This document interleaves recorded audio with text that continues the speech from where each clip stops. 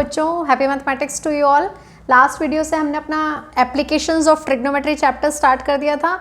उसमें one triangle पे बनने वाले जो क्वेश्चंस थे वो हमने समझने शुरू किए थे। एग्जाम्पल हम ऑलरेडी कर चुके हैं, आज हम उसके कुछ क्वेश्चंस करेंगे। तो सबसे पहले बात करते हैं फर्स्ट क्वेश्चन की। क्या कह रहा है? A circus artist is climbing a 20 metre long rope which is tightly stretched and tied from the top of a vertical pole to the ground. Find the height of the pole if angle made by the rope with the ground level is 30 degree. तो ये है हमारा figure, और इस figure को question करने से पहले हमें एक्सप्लेन करना पड़ता है कि हमने कैसे बनाया। तो क्या क्या चीज़ें हमें इसमें अज्यूम करनी है। Let A B is a pole of height h metre. ये ए बी पोल है जिसके ए पॉइंट पे रोप को बांधा गया है और सी पॉइंट पे ग्राउंड लेवल पे बांधा है, जो कि 30 डिग्री का एंगल बना रही है। And A C is a rope of 20 metre length. तो ये फिगर का एक्सप्लेनेशन आपको पहले लिखना है, और उसके बाद क्वेश्चन बिल्कुल सिंपल है। क्या करना है हमें? In triangle A B C कौन सा ट्रिग्नोमेट्रिक रेशियो अप्लाई होगा? 30 डिग्री के एंगल के सामने वाली साइड हमें पता करनी है, जो कि परपेंडिकुलर है, और जो साइड हमें गिवन है AC वो हाइपोटेन्यूस है। तो परपेंडिकुलर और हाइपोटेन्यूस में ट्रिग्नोमेट्रिक रेशियो जो होता है वो होता है साइन थीटा। तो हम क्या यूज करने जा रहे हैं? Sine 30 is equals to perpendicular upon hypotenuse. Perpendicular है AB, हाइपोटेन्यूस है AC। अब हम साइन 30 की वैल्यू डालेंगे 1/2। AB हमने h अज्यूम किया हुआ है और AC हमें 20 गिवन है।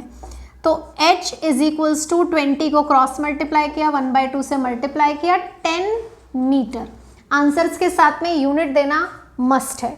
तो क्या पता चला हमें कि जिस पोल से इस रोप को बांधा गया है वो पोल की हाइट कितनी है? 10 मीटर। अब इन्होंने हमसे पूछा नहीं है कि ग्राउंड लेवल पे सी पॉइंट कहाँ है। अगर पूछते तो हम वो भी कैलकुलेट कर सकते थे।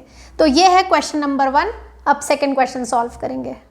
क्वेश्चन नंबर 2 क्या कह रहा है? A tree breaks due to storm and broken part bend to that the top touches the ground making an angle of 30 degree with it. ये ट्री है ए बी जो पॉइंट सी से ब्रेक हुआ, और जो इसका ब्रोकन पार्ट है B C वो जाके कहाँ गिर गया है? ग्राउंड पे गिरा है। और किस एंगल पे गिरा है? 30 डिग्री पे। यानी ये जो बी सी लेंथ है और ये जो सी डी लेंथ है, ये दोनों लेंथ हमारे लिए इक्वल है। आगे क्या कह रहा है? The distance between the foot of the tree and the point where the top touches the ground is 8 metre.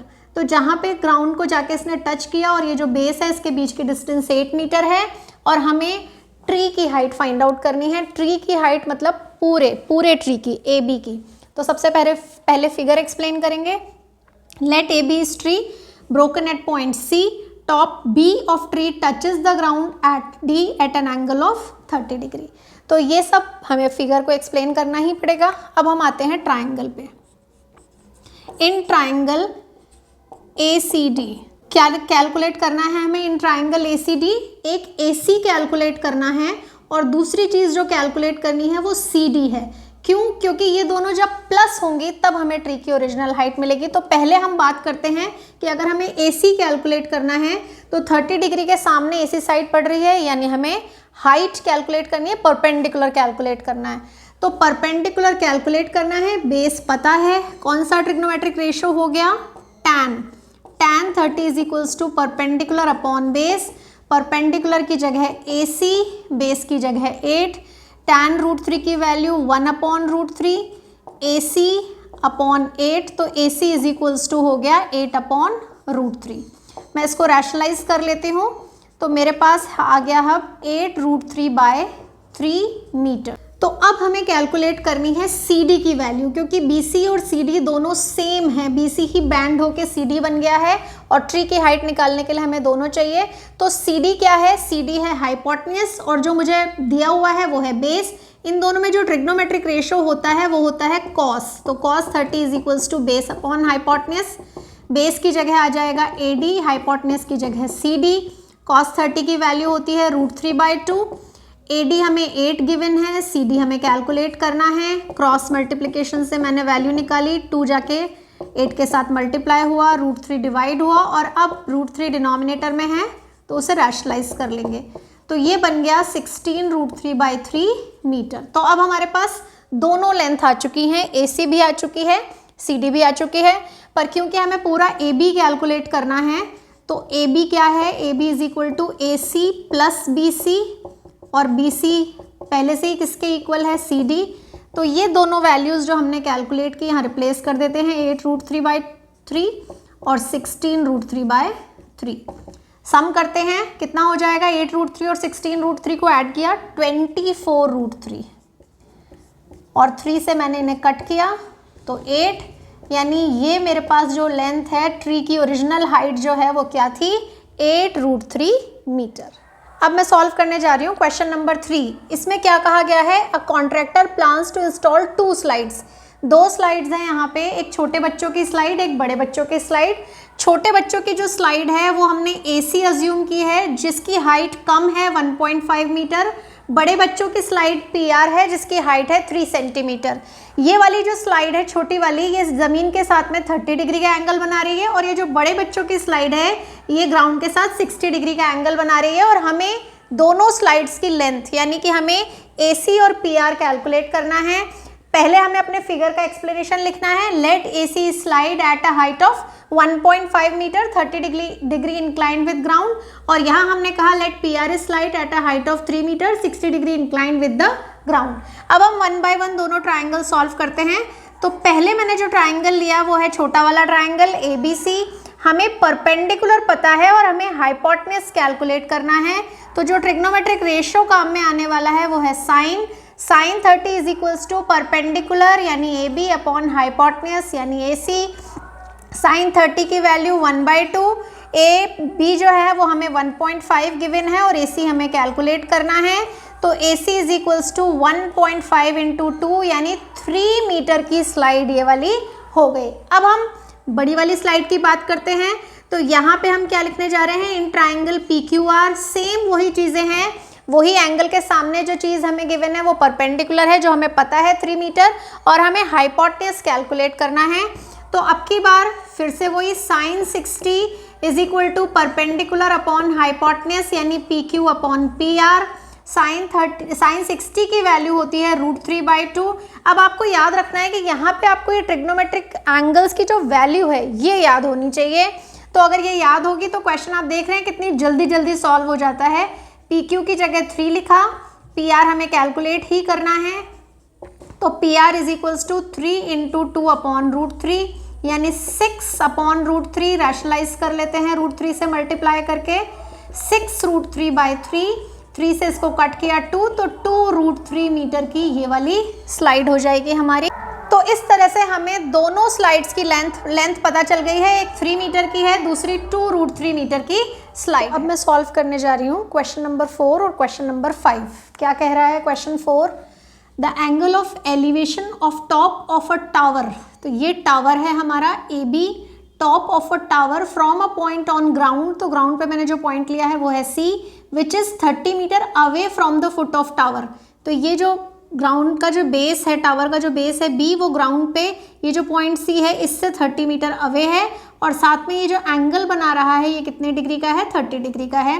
Find the height of tower, हमें AB की लेंथ कैलकुलेट करनी है।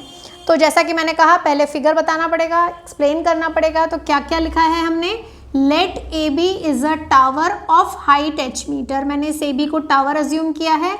C is a point on ground 30 metre away from the foot of tower. ये है 30 metre away point है, making an angle of 30 degree. तो ये हमारा पूरा फिगर किस तरह से बना, क्या टावर है, कौन सा पॉइंट ज़मीन पे, सारा फिगर एक्सप्लेन हो चुका है। अब हम लेने जा रहे हैं ट्राइंगल, और ट्राइंगल है हमारा एक ही ट्राइंगल, इसलिए कोई कंफ्यूजन ही नहीं है। अभी हमारे सारे क्वेश्चन ना 1 ट्राइंगल के ही चल रहे हैं। आज ये 1 ट्राइंगल जब खत्म हो जाएगा तब इसके बाद नेक्स्ट वीडियो से हम 2 ट्राइंगल, एक ही फिगर में 2 ट्राइंगल वाले क्वेश्चन स्टार्ट करेंगे। पर अभी इसकी बात करते हैं। जो एंगल हमें पता है उसके सामने वाली साइड हमें कैलकुलेट करनी है, और बेस हमें गिवन है, इसका मतलब परपेंडिकुलर और बेस में हमें ट्रिग्नोमेट्रिक रेशियो चाहिए जो कि होता है tan 30 perpendicular upon base. Perpendicular की जगह है AB, बेस की जगह BC। वैल्यूज़ रिप्लेस करते हैं। tan 30 की वैल्यू 1/√3, AB हमने h अज्यूम कर रखा है और BC हमें 30 गिवन है। तो आगे चले हम क्रॉस मल्टीप्लिकेशन करेंगे। तो ये 30 जाके इधर क्रॉस मल्टीप्लाई होगा 30/√3। √3 डिनोमिनेटर में है तो उसे रैशनलाइज करना चाहिए, रैशनलाइज कर दिया मैंने। नीचे आ गया 3 से मैंने 30 को कट किया 10, यानी 10√3 मीटर।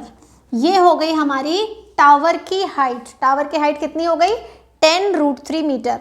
अब मैं यहाँ पे √3 की वैल्यूज रिप्लेस नहीं कर रही हूँ, पर आप चाहें तो सभी क्वेश्चन में जो इसके पहले भी मैंने सॉल्व किए, √3 की जगह क्या रिप्लेस कर सकते हैं हम? 1.732।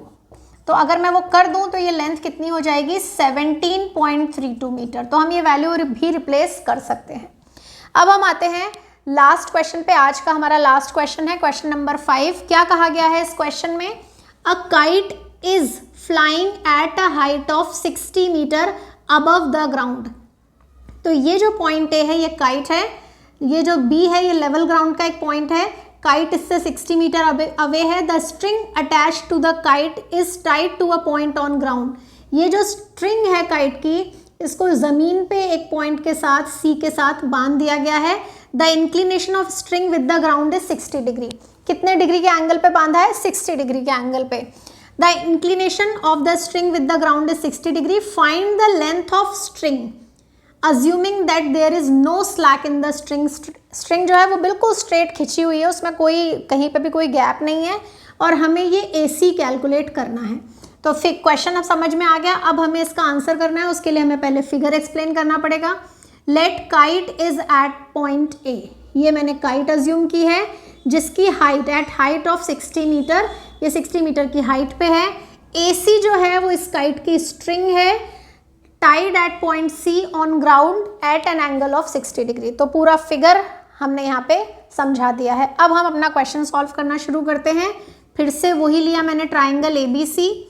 अब पता करते हैं क्या पता है और क्या पूछा है।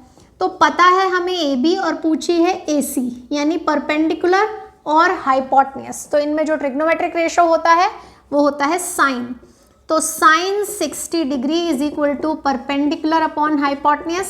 परपेंडिकुलर की जगह AB, हाइपोटेन्यूज की जगह AC। साइन 60 की वैल्यू √3/2। AB की जगह 60, AC कैलकुलेट करना है। क्रॉस मल्टीप्लिकेशन होंगे तो AC इधर जाएगा, 60 के साथ 2 मल्टीप्लाई होगा, √3 डिवाइड होगा। √3 डिनोमिनेटर में आते ही रैशनलाइज करना है हमें। तो ये बन गया 120 √3/3, और 3 से अगर मैं इसको कट करूं तो ये बन गया 40 √3।